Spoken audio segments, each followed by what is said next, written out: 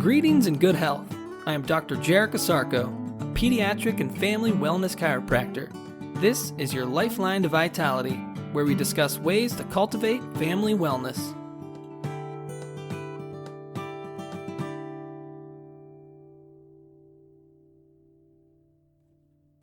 Good day and great health. Welcome back to another edition of your Lifeline to Vitality. Today on the podcast, how can you tell where vertebral subluxations are? As a chiropractor, I can't tell where subluxations are on my own. I need scientific, objective tools to be my companion. The two most critical scientific, objective tools utilized to locate and analyze a subluxation are precision instruments and imaging. Instrumentation and imaging are the scientific methods used to determine the biomechanical spine positioning and neural integrity of nerve system function.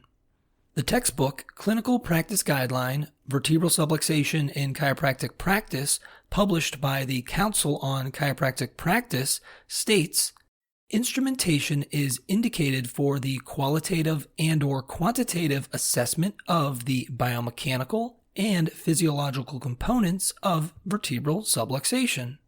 Established evidence-based instruments include postural analysis, inclinometer, skin temperature differentials or paraspinal thermography, and muscle strength testing. In my practice, I utilize skin temperature differentials as my scientific instrument. Skin temperature differentials allow me to gauge neurophysiology at the spinal level.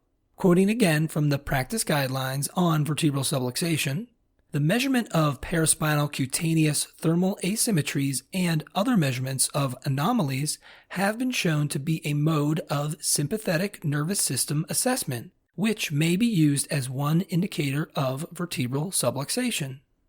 Established evidence-based imaging include radiography or X-rays, video fluoroscopy, magnetic resonance imaging or MRI, computated tomography or CT, and spinal ultrasonography. The Vertebral Subluxation in Chiropractic Practice textbook states that diagnostic imaging procedures may be utilized to characterize the biomechanical manifestations of vertebral subluxation and to determine the presence of conditions which affect the safety and appropriateness of chiropractic care. In my practice, I utilize radiography or X-rays as my primary means for vertebral subluxation detection. The practice guidelines on vertebral subluxation has this to say on radiography.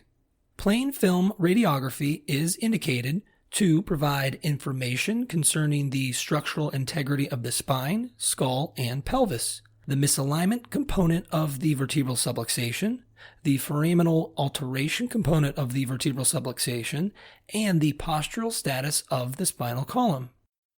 There will always be a degree of subjectivity to analyzing a subluxation, but the more you can tip the scales into the realm of objectivity, the better.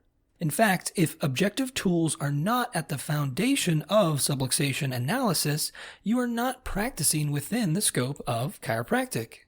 Chiropractic, by definition, is a philosophy, science, and art. If there was no science to it, then chiropractic couldn't stand on its own as a distinct healthcare service.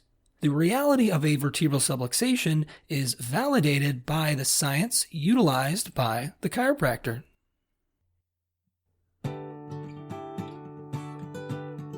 Thank you for listening.